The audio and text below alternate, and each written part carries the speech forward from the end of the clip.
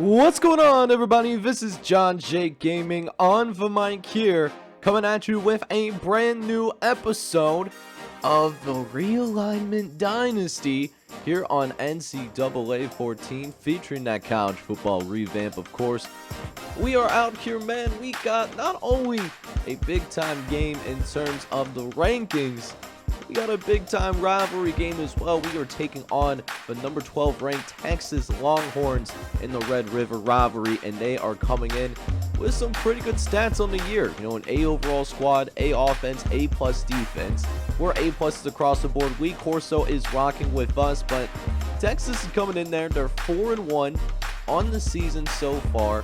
So a very good football team. They have not lost since their opening home game against Rutgers, which, to be fair, Rutgers is also in the top 8 if the season did end today. Then Rutgers would actually be in the college football playoff. But it's time to see if we can go ahead and bring them down a little bit of a notch. We have had their number.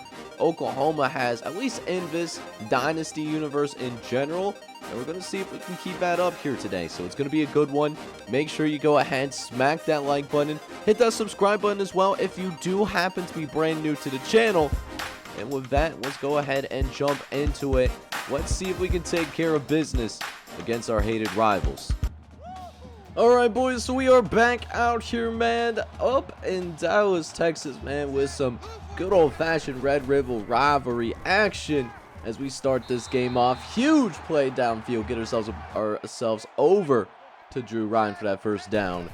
And that's the kind of tone that we want to set here today. Trying to score on this first drive as Andrew Hargrove shoves a couple of defenders into the ground right there. And it sets us up in Texas territory for the first time today. And we're going to take advantage, but we get blown up in the backfield.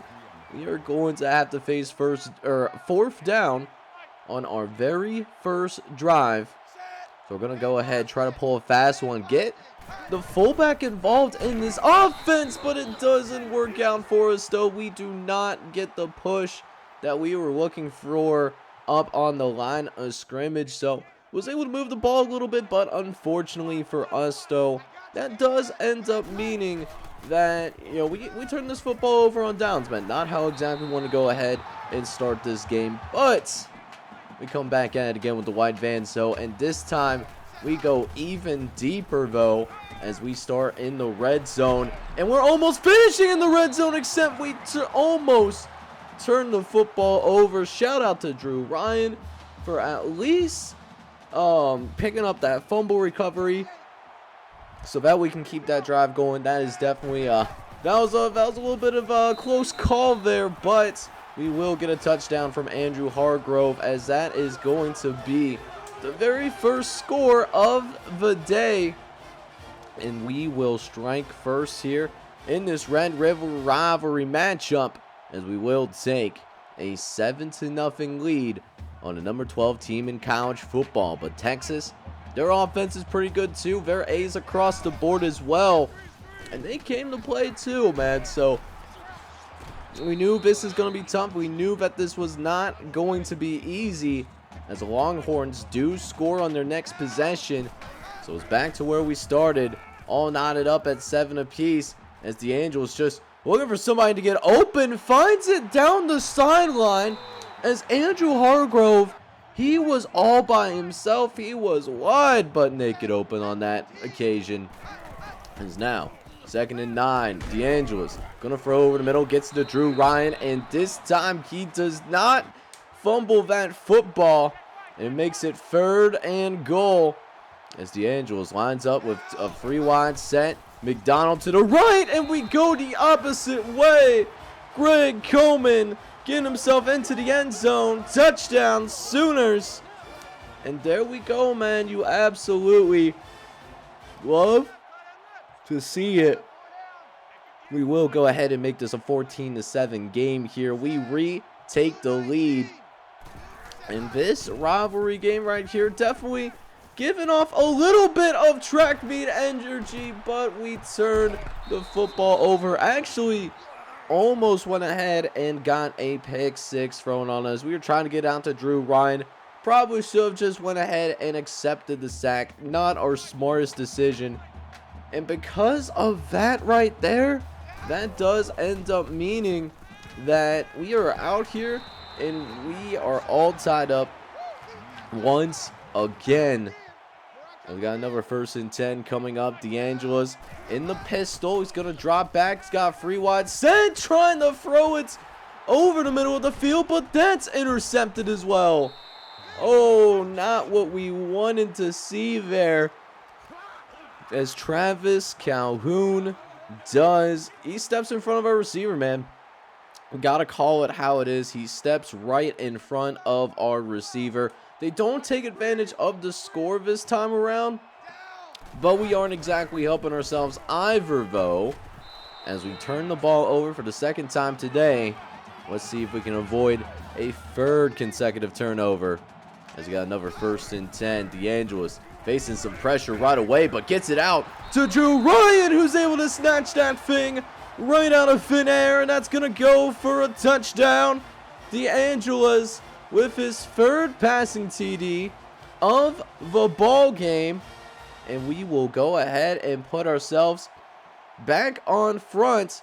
That will give us a 21-14 lead as we progress later into the 2nd quarter. And DBs, they're trying to play up on us, but it's deep trouble, though, as we're able to exploit them deep downfield. No one can catch up with him after the fact, and Andrew Hargrove probably going to get one of the easier touchdowns of the season. He walks it right in there as they send the blitz.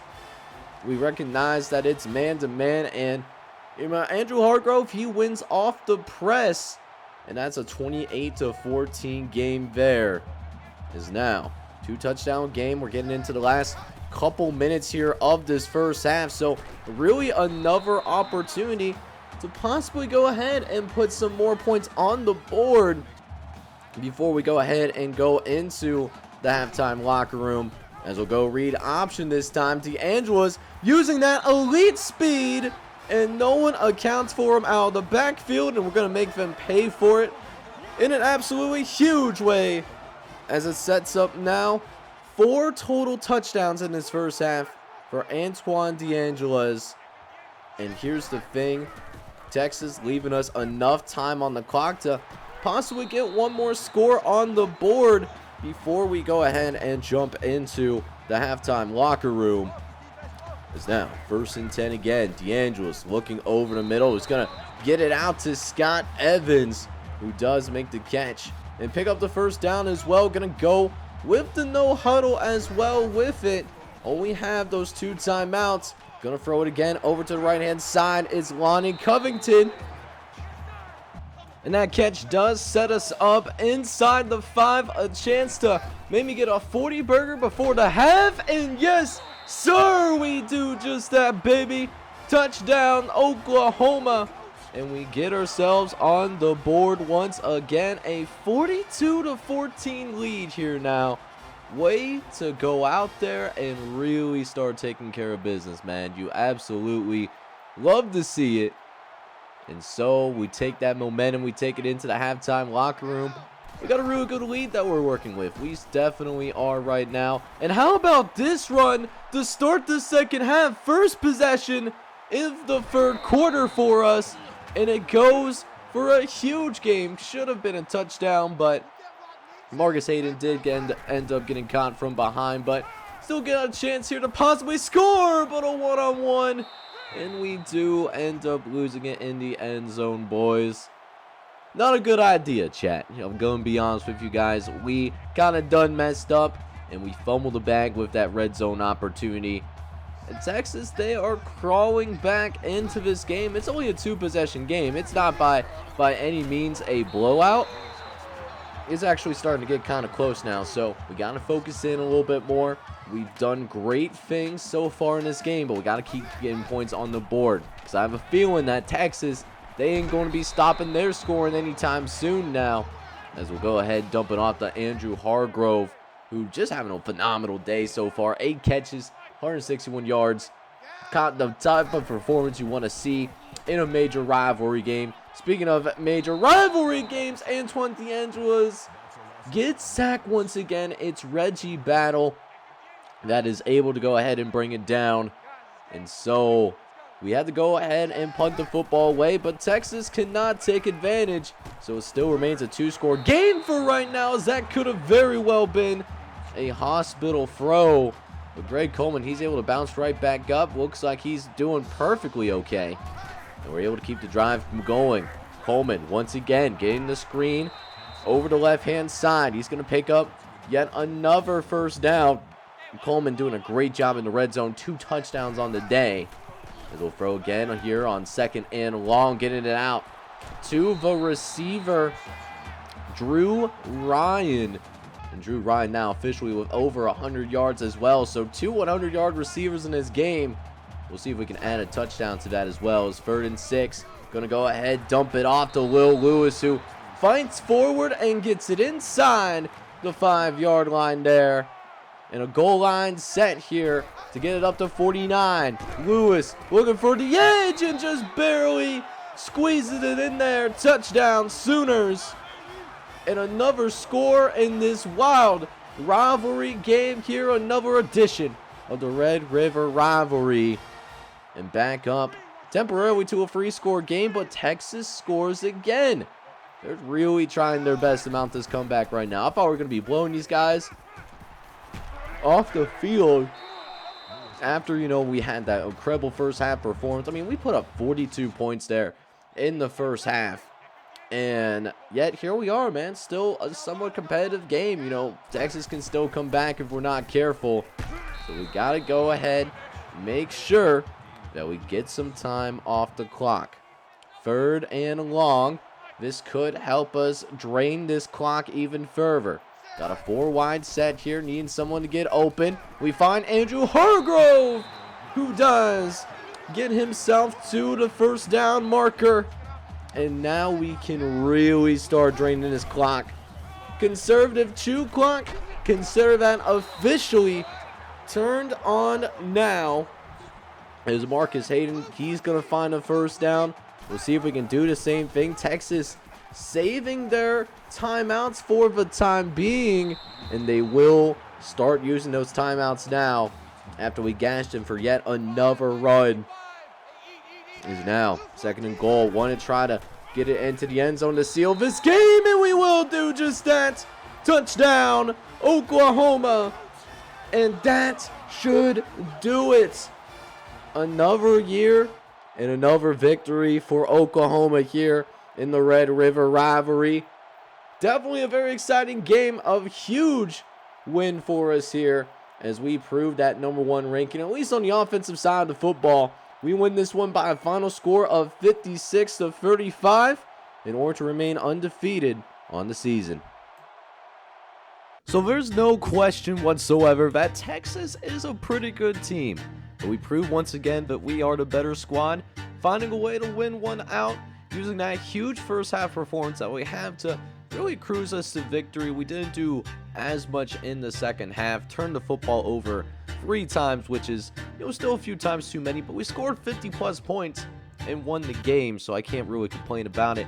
Antoine DeAngelis, had that gunslinger mentality, man. 481 yards passing, 37 for 44, 5 touchdowns, but did throw those 3 interceptions, one of which did happen in the red zone, so still have to work on that a little bit. Running game, we didn't run the football that great today, to be honest with you. Willie Lewis was pretty much shut down. He only had 13 carries for 25 yards.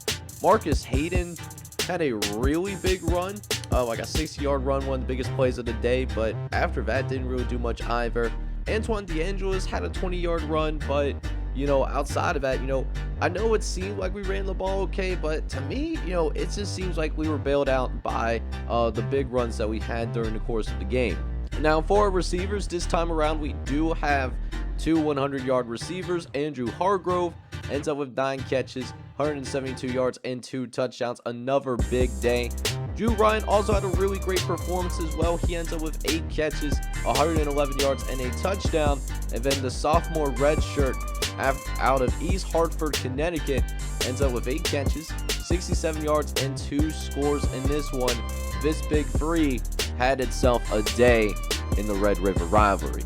So since I'm only showing one game in this episode, I wanted to take a minute, as we are about halfway through the season, to take a look at your custom guys and how they're doing in the recruiting process in regards to whether we're talking about guys that have signed on the dotted line or are embroiled in deep recruiting battles. Starting in the state of Alabama, we got the number 3 defensive end in the country, Jaden Battle. He is currently in a recruiting battle between 2 schools. The Troy Trojans, where we actually just left from in order to take this Oklahoma offensive coordinator position.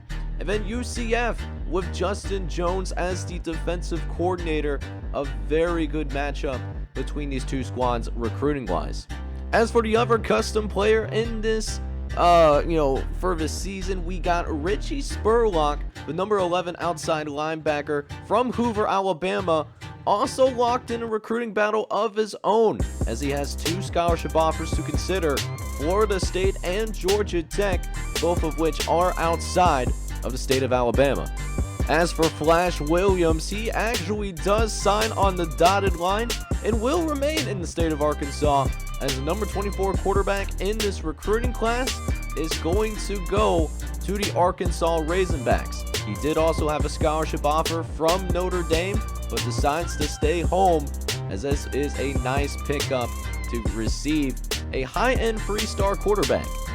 As for another quarterback in this recruiting class, we got Dakotas Everett, the number 12 quarterback, 4-star from Washington, D.C., and is in a 3-way recruiting battle, all teams that are in the Yankee Conference. We got Penn State, Virginia Tech, and Naval Academy all searching for his services. It'll be really interesting to see how this plays out in his recruiting.